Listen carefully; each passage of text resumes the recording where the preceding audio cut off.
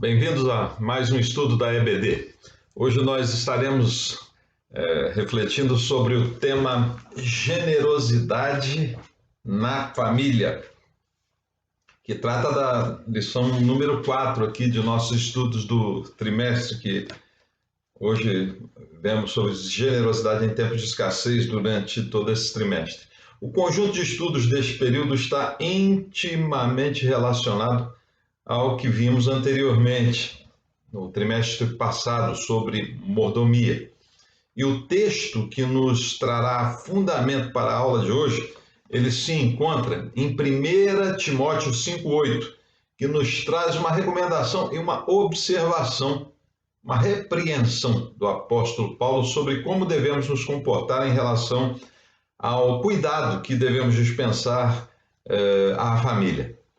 Vamos ler então o versículo 8 de 1 Timóteo 5. Mas se alguém não tem cuidado dos seus, e principalmente dos da sua família, negou a fé e é pior que o infiel. Agora vejam a tradução deste versículo na Nova Versão Internacional. Veja como é que fica na NVI. Se alguém não cuida de seus parentes, e especialmente dos de sua própria família, negou a fé e é pior que um descrente. É interessante pensar que para alguns isso é uma coisa óbvia. Você vai me dizer, mas é claro, se não cuido de minha família, eu sou pior que um bicho. Esse é o pensamento, né, dos três mosqueteiros, né, um por todos e todos por um, né? Mas também existem aqueles que pensam diferente, como aqueles que veem o navio afundar e gritam, cada um por si e Deus por todos. E ainda existem aqueles que têm um ditado muito popular aqui no interior do Brasil, né? Farinha pouca, meu pirão primeiro. Estes citam até Romanos 14, 12, dizendo, né, cada um dará conta de si mesmo, ainda fundamenta biblicamente sua posição. Ora, a generosidade na família é coisa que remonta ao Gênesis, ao início de tudo, a Adão e Eva em sua queda, quando Deus disse à mulher que acrescentaria dor à sua concepção e seu desejo seria para o seu marido. E a Adão disse que com dor comeria dos frutos da terra. A dor da concepção para dar prazer e filhos a Adão e a dor do trabalho em conseguir alimento para Eva e seus filhos era o início do exercício doloroso da generosidade, da subsistência em acordo e em comum, da cumplicidade e da repartição de prazeres e dores de um ao outro, da grande comissão de ambos na sociedade que se iniciava e cujo exemplo de generosidade devia se perpetuar a todas as gerações vindouras. Então, generosidade começa a ser exercida, executada e comprovada na família. Se seu início não se dá ali, no seio familiar, pode não ser uma generosidade autêntica. Entretanto, como Satanás é astuto e deforma tudo, hoje em dia existem alguns tão generosos com a família que tiram, sem escrúpulos, dos que não fazem parte da família para abastecer exageradamente aos seus familiares. Não é à toa que no mundo político e nos três poderes vemos certos sobrenomes se repetirem com tanta frequência no poder, né? Mas hoje não podemos nem citar nomes, né? Aliás, seria uma lista longa demais, e falando aqui por um dia inteiro, não chegaríamos nem a um terço dos possíveis exemplos que poderíamos dar. Então, assim, a generosidade começa com a família, mas não pode ser exclusivamente exercida para ela.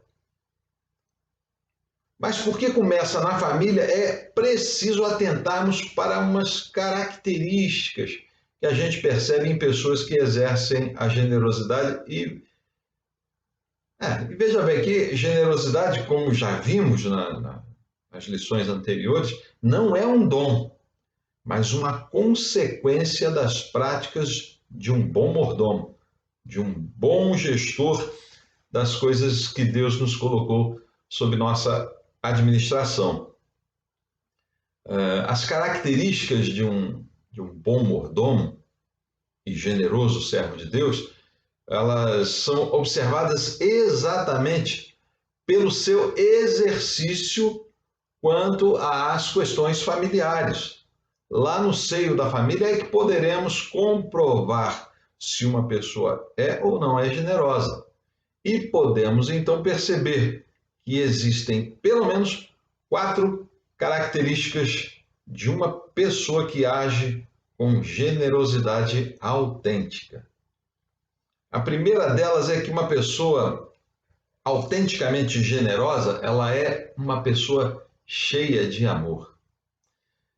O exemplo que podemos comprovar na Bíblia, retirar da Bíblia, está em José, filho de Jacó, aquele que quase foi morto e foi vendido por seus irmãos aos mercadores nômades que iam para o Egito, e os irmãos que mentiram a seu pai dizendo que ele havia sido morto por algum animal selvagem. Todos conhecem a história de José. Ele foi ao Egito, se tornou mordomo de Potifar, a mulher de Potifar se apaixonou por ele, o desejou e o quis, e aliás, tentou seduzi-lo, e rejeitado invocou a Lei Maria da Penha, né? E José foi preso por tentativa de estupro ou atentado ao pudor. Né? Preso injustamente, interpretou os sonhos de 2 empregados diretos do faraó, dizendo que um ia morrer e que o outro ia viver e ia servir ao faraó de novo. Isso aconteceu e depois faraó teve um sonho. E aquele ex-presidiário indicou José, aquele que de Deus tinha poder para interpretar o sonho de faraó. Tem um ex-presidiário por aí que tem o sonho de ser faraó, mas não vai servir a Deus para isso porque o que ele quer é o poder. Mas isso aí é outra história, né? José se tornou, depois de interpretar o sonho de faraó, o governador do Egito. E durante uma grande fome, seus irmãos, sem saber que ele havia sobrevivido e se tornado poderoso, foram ao Egito atrás de comida. Como estão fazendo os cubanos hoje, né? Manifestações, só que eles não podem sair de Cuba, os irmãos de José puderam. E aí José reconheceu os seus irmãos, mas eles não o reconheceram.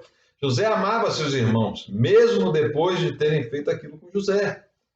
José entendeu que Deus tornou a sua amargura em vitória, e a má ação de seus irmãos se tornou boa nas mãos de Deus. Nas mãos de Deus, seus irmãos, os seus mesmo, está me ouvindo? Os seus pais, o seu cunhado, a sua sogra, podem se tornar bênção. Não existe família perfeita, mas existe um Deus perfeito, que pode transformar as desgraças familiares em bênçãos, se você confiar nele. José deixou seu amor vencer o seu ódio, a sua amargura, a sua frustração, e reconstruiu sua vida e, inclusive, a sua família. Uma pessoa generosa, ela é reconhecida pela sua capacidade de ter um amor maior que os sofrimentos e amarguras que os seus familiares o fizeram sofrer, e por isso os ama com todos os seus defeitos e maldades. Uma pessoa generosa é uma pessoa cheia de amor e por isso consegue perdoar seus familiares, e quando perdoa quem mais lhe devia amor e lhe deu sofrimento, é capaz de amar com mais facilidade o desconhecido, que não lhe deve nada em troca, que não tem nenhum laço de parentesco com ele. Começamos então a aprender generosidade em casa, na família, pois é ali que sofremos mais de perto as imperfeições humanas. Assim, é na família que vemos os problemas do ser humano com mais expressão e com mais profundidade, pois ali os seus problemas, as suas fraquezas, os seus pecados estão perto demais da gente. E a gente pode perceber mais facilmente, e por isso este é o exercício mais doloroso de perdão, Perdoar o estranho é fácil, você não conhece, não conviveu tanto com ele, né? Talvez o veja menos, ele te conhece pouco, não precise se relacionar com ele se quiser, mas na família isso não acontece. Quantos inventários eu vejo se prorrogarem na justiça por anos e anos porque os familiares não se entendem. Não tem como evitar, são uma família. E se não se entenderem, o inventário não acaba nunca. E fica tudo no nome do espólio. E o inventário vai para o arquivo. E a briga continua sem solução. Com o estranho, não. Acabou a briga, acabou o problema. Não existe ex-pai, ex-filho, ex-mãe. E vou até dizer que não existe ex-mulher ou ex-marido e nem ex-sogra. É problema para a vida toda. Se não soubermos ser generosos em família, jamais resolveremos nossos problemas. Estarão sempre grudados aí em nossa vida. Por isso, o exercício da generosidade deve ser iniciado no seio da família, exercitado lá, porque o resto é fácil. Os de fora é mais fácil. Deus nos deu a família para isso, para aprendermos a perdoar e amar o próximo, o mais próximo. E este é um familiar seu. Outra característica de uma pessoa autenticamente generosa é que ela é uma pessoa realizada. Vamos continuar usando o exemplo de José. Ele não deixou a derrota lhe abater. Ele era um fracassado na família, um rejeitado. Só seu pai gostava dele e ainda assim ficou zangado com ele. Quando ele contou que sonhou com o Sol e a Lua e outras grandes estrelas que se curvando diante de uma pequena, e que na sua interpretação simbolizava o pai e a mãe dele e seus irmãos se curvando diante dele. Foi chamado a atenção, né? José sofreu bullying dos irmãos, que quando ele chegava, eles diziam: "Ih, lá vem o sonhador". Ele foi quase morto pelos seus irmãos e foi vendido como escravo, sendo ele um príncipe. Tinha até uma capa, né? Tipo super-homem primitivo. Sofreu cadeia por causa de sua idoneidade moral. Padeceu tudo por causa da atitude de seus irmãos e parece que sua vida seria só sofrimento e decepção e provavelmente até morte naquela cadeia. Mas ele confiou em Deus, no mesmo Deus de sua família, de seus pais Abraão, Isaque e Jacó. Esta confiança e suas ações de um bom mordomo de Deus o tornaram quem? Mordomo de Faraó. Dizem que sob seu governo foram erguidas as pirâmides do Egito. Essas pirâmides são tratadas como tumbas, mas não podem ser tumbas. Elas não têm qualquer vestígio de inscrições hieroglíficas que possam apontar para isso. A sua forma triangular e a posição em relação aos quadrantes cardeais, os pontos cardeais, fazem muitos cientistas supor que são estruturas de captação de energia. Sob uma pirâmide, nessas proporções, formato e posição em relação aos pontos cardeais, se consegue uma maior preservação de alimentos e até de outros objetos. Nós temos aqui no distrito de Muri, entre Muri e Lumiar, a cidade das pirâmides, um condomínio de casas com telhados em forma de pirâmide. Ela foi erguida por arquitetos para se tornar uma comunidade esotérica que se instalou em uma área bem afastada aqui do resto da cidade. E a ideia era canalizar energias positivas sem a interferência do mundo exterior. O nome das ruas lá na Cidade das Pirâmides são bem peculiares. Rua dos ETs, Rua Vênus. Lá dizem que por conta dos formatos piramidais dos telhados, uma lâmina de barbear demora meses para enferrujar. Um pedaço de carne não apodrece tão rapidamente e até as pilhas de lanternas duram o triplo do tempo. Somente porque o formato piramidal e voltado para os pontos cardeais corretos, né, capta energia capaz de otimizar, inclusive, aparelhos eletrodomésticos. Lá eles não estavam usando geladeiras. E até interferir em organismos biológicos, a fim de retardar doenças e o envelhecimento. A partir das pirâmides do Egito, outras foram distribuídas no mundo, em todo o planeta. São encontradas, inclusive, aqui no Brasil, na Amazônia. E, inclusive, em vários outros países latino-americanos, né, no formato de outras pirâmides. Também são espalhados no Oriente e na Ásia. Os zigurates são expressões piramidais e vemos na geometria o estudo da trigonometria, que basicamente trata das relações triangulares de um objeto. Se formos considerar que José introduziu tal tecnologia no Egito para conservar as colheitas dos 7 anos de vacas gordas, para enfrentar os 7 anos de vacas magras, ninguém poderia estar tão realizado quanto aquele homem, quanto a José. E este mesmo homem realizado, poderoso, exerceu a generosidade com tanta sabedoria que sabemos que ele abastecia todos os povos e nações de sua época, matando a fome de todos eles, tornando ao mesmo tempo o faraó o mais rico e poderoso soberano de toda a terra. Com mordomia e generosidade, seguindo o exemplo de José, poderemos demonstrar o quanto é rico e soberano o nosso Deus. E tenha certeza, se você faz isso, é porque você é uma pessoa realizada. A terceira característica de uma pessoa autenticamente generosa é que ele é uma pessoa grata com sua própria família. Por incrível que pareça, mesmo com todos os problemas que seus irmãos o fizeram passar, José era grato por ter nascido naquela família. Não existe família melhor que a nossa, mesmo com todos os seus problemas. A do amigo nunca será igual.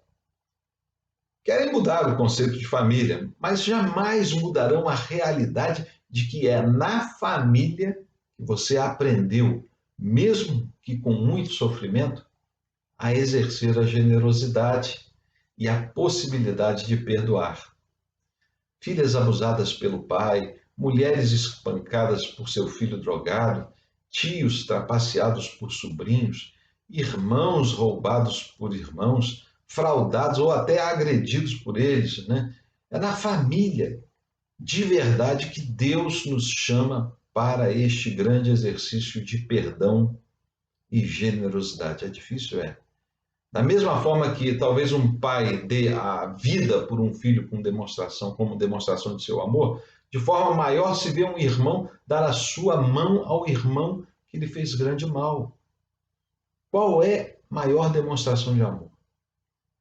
Quando alguém da família nos faz algo ruim, é muito mais difícil de aceitar do que quando é um estranho. Então, quanto maior não é a demonstração de amor, de perdão, de generosidade que se faz a este que pensava ser o último a fazer um mal a você.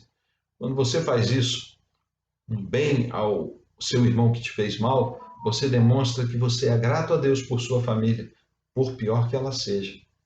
E por pior que seja, maior é a tua prova de generosidade, gratidão e amor.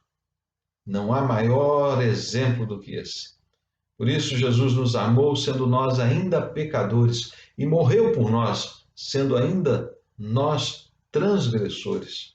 José era a expressão deste amor de Jesus, que haveria de morrer por nós. José representa esse Jesus grato a Deus pela família que lhe concedeu, pelos irmãos e irmãs que o haveriam, muitas das vezes, de decepcioná-lo, de rejeitá-lo, de crucificá-lo novamente. Mas ele perdoou, amou e foi generoso e grato com esses pobres miseráveis que hoje creem nele e creem que são pecadores carentes dessa graça. Uma pessoa generosa é uma pessoa grata com sua própria família, por mais que o tenham tentado matá-lo, que o tenham vendido como escravo e que o julgavam até morto. José é um grande exemplo disso. A quarta característica de uma pessoa autenticamente generosa é que essa pessoa é uma pessoa humilde. A humildade e a generosidade, elas andam de mãos dadas, andam sempre juntas. É muito difícil uma pessoa soberba, arrogante e orgulhosa ser generosa.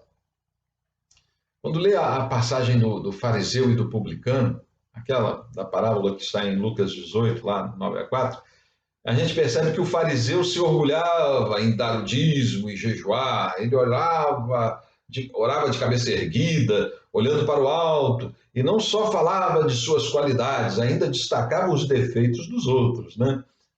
Principalmente do publicano, né, que estava ali lá atrás, de cabeça baixa, e que talvez não jejuasse ou entregava os seus dízimos.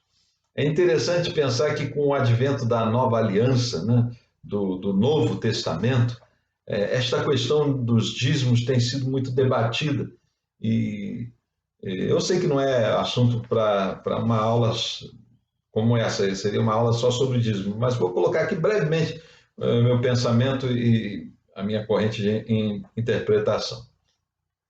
O dízimo em hebraico é maaser, uma derivação e associação das palavras me, que significa e eser, que significa 10, entendendo-se de 10, ou 10%. Né?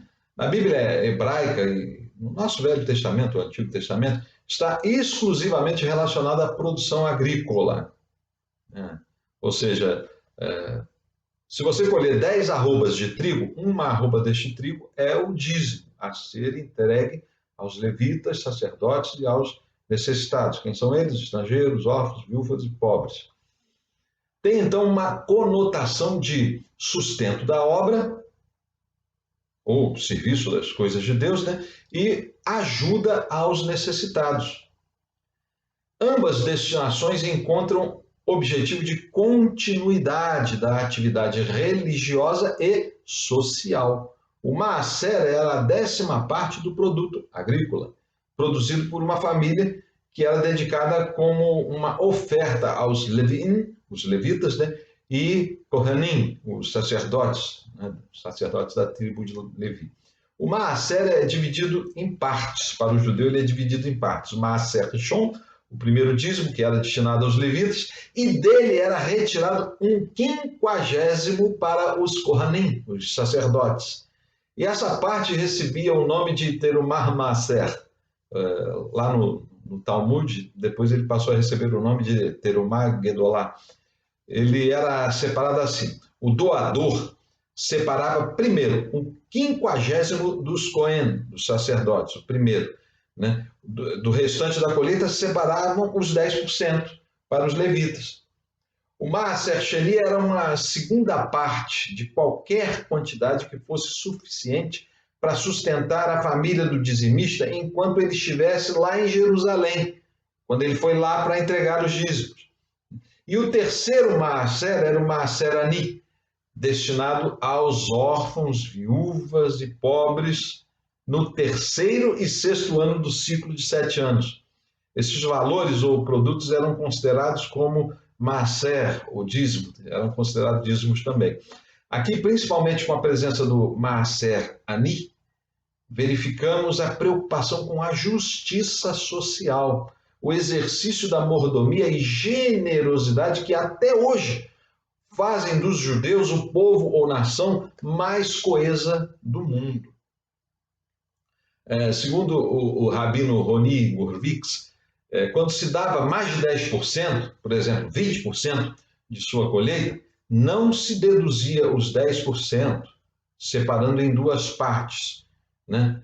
E uma sendo dízimo e a outra como um tipo de excedente ou de oferta. Mas não, se diferente de 10%, era tratado aqueles 20% como tzadakah ou tzadak, palavra com raiz tzedek, que significa justiça, e que por isso faz tzadak ter até hoje, né, o significado de justiça social. Se também der menos de 10%, vamos dizer 9,5%, quase lá, né? Isso também não é dízimo, mas um tzadakah, uma oferta de justiça. Qual a diferença, então, para o judeu? Dízimo é 10%, exatamente 10%. Tzadakah é qualquer quantia, maior ou menor, né? Qual tem mais valor, o dízimo ou o tzadakah, ou tzadak? Não há diferença de valor para o judeu. Mesmo que o tzedakah seja 50%, não é mais que o dízimo. E o dízimo não é maior do que o tzedakah, em termos de valor qualitativo, né? São distintivos até quantitativos, mas são semelhantes qualitativamente. Até porque, a título de justiça social, pode-se entregar não só os grãos da colheita, mas para o judeu, inclusive, o seu tempo. Era comum os judeus efetuarem mutirões de ajuda aos necessitados. Por exemplo, um homem idoso, um homem velho, né, e sem filhos, né, ele tinha que colher o milho, vamos fazer de conta. Mas o milho apodreceria no pé por falta de condições físicas daquele homem idoso colhê-lo. Então ele ia colhendo devagarinho e ao final ia perder muito da lavoura. Então os membros da comunidade se juntavam e colhiam o milho para aquele homem, doavam o seu tempo. Isso era uma doação de tempo que era contada como tzedakah. Hoje poderíamos exemplificar isso como um advogado ou um médico que deriva parte de seu tempo para dar consultas gratuitas a pessoas carentes. Isso é um tzedakah, uma oferta de justiça social. Portanto, no judaísmo existem dois conceitos, o maaser e o tzedakah, o dízimo e a justiça social. Ambos sofreram com o tempo algumas mutações, né, que não são substanciais, mas operacionais, como, por exemplo, os dízimos e as ofertas de justiça passaram a serem entregues em dinheiro. Pois a atividade agrícola não é mais o padrão de fonte de receitas para as famílias da sociedade de hoje. Salvo quem trabalha no agronegócio, mas mesmo assim, até por questões operacionais, dado aos processos atuais de monocultura agrícola, de extração primária e pecuária, é preferível transformar a produção em moeda para aplicar na doação dos dízimos e ofertas. Aliás, ofertas são os termos conceituais atuais para a tzedakah, ou tzedakah. Então, podemos perceber que, em relação à humildade, o exercício da mordomia e da generosidade nos remete a um sentimento de obrigação. Ou seja, somos impulsionados por um senso de dever social a dar ofertas e por um senso de responsabilidade de dar o dízimo para o sustento da obra. Resumindo, damos o dízimo para cumprir uma obrigação, não mais da lei, mas de nossa consciência. E damos ofertas para cumprir um dever social, pelo mesmo motivo. Só quem é humilde pode pensar assim e se submeter a essa obrigação. O soberbo, orgulhoso, prepotente é como aquele fariseu da parábola. Acha até que está fazendo um favor, uma bondade, e espera o quê? Reconhecimento. O humilde não espera reconhecimento. Isso não parte de um coração humilde querer reconhecimento, mas de um coração que não está conformado à sua função de mordomo, mas que se acha dono daquilo que está dizimando e ofertando. Não fazendo então com generosidade, mas por orgulho e em busca de reconhecimento. Este não é mordomo, acha que é dono. Uma pessoa generosa se conhece por sua humildade. Entrega seus dízimos e ofertas com o sentimento de que ainda é pouco o que traz e que traz sentindo-se devedor a Deus, mesmo trazendo por tudo o mais que recebeu para administrar em sua vida. É interessante que a gente vê ricos humildes e pobres orgulhosos nessas ocasiões. A humildade não é privilégio dos pobres e nem o orgulho uma característica exclusiva dos ricos e dos poderosos. O coração humano é enganoso. Uma pessoa generosa nunca será orgulhosa, mas sempre será humilde. Concluindo, a família não é meramente uma instituição social ou moral. Ela é uma instituição divina, que com os seus problemas nos ensina desde cedo como ser mordomo das coisas de Deus e em meio a tantas adversidades. É nela que somos mais feridos e afrontados. É nela que somos mais agredidos e até violentados física, moral, social, emocional e espiritualmente. Mas é nela que damos os primeiros passos em direção à dependência total de Deus e aprendemos a ser mordomos, administradores de todas as coisas e situações que Ele nos colocou para enfrentar. É nela que nos tornamos uma pessoa cheia de amor, uma pessoa realizada, uma pessoa grata e uma pessoa humilde. E nesta perspectiva poderemos demonstrar ao mundo o que Deus tem feito em nossas vidas a despeito da família a qual fazemos parte. E como José, ser bênção para todos em nosso tempo. Recentemente, um pastor amigo perdeu seu filho para o tráfico. Morreu num confronto com a polícia. Ele lhe deu muitas preocupações, decepções e amarguras. Mas mesmo assim, eles sempre se prestaram o socorro espiritual e o cuidado de Deus. Com todas as agruras, esse pastor e a sua esposa eram agradecidos a Deus pela vida de seu filho, por pior que ele fosse. Contam os policiais que 5 morreram no confronto, mas um resistiu um pouco mais. Quando um policial perguntou a outro se tinham sobreviventes, ele falou que 4 já estavam mortos e um estava gravemente ferido. Não cessava de orar a Deus. Deus deu àquele rapaz, em seus últimos momentos, a oportunidade de reconhecer seus pecados, se arrepender e pedir perdão. Não fosse a generosidade de seus pais, ele não teria essa oportunidade. Aquele jovem só tinha levado problemas para a família, mas era a família que o pastor tinha, e ele era grato a Deus por ela, com todos os seus problemas. Essa demonstração de generosidade, de amor, de gratidão, de realização e humildade deu ao rapaz a chance de rever toda a sua vida e entregá-la nas mãos de Deus em seus últimos instantes. Temos de cuidar de nossos parentes, especialmente dos de nossa família. Não podemos negar nossa fé, senão seremos piores que um descrente. Repetindo o texto base de nossa lição, se alguém não cuida de seus parentes, e especialmente dos de sua própria família, seja ela como for, negou a fé e é pior que um descrente. Deus nos ajude a entender a sua palavra e a sermos humildes e generosos, cumprindo assim o nosso propósito, segundo a sua maravilhosa graça. Até a próxima aula e que Deus nos abençoe.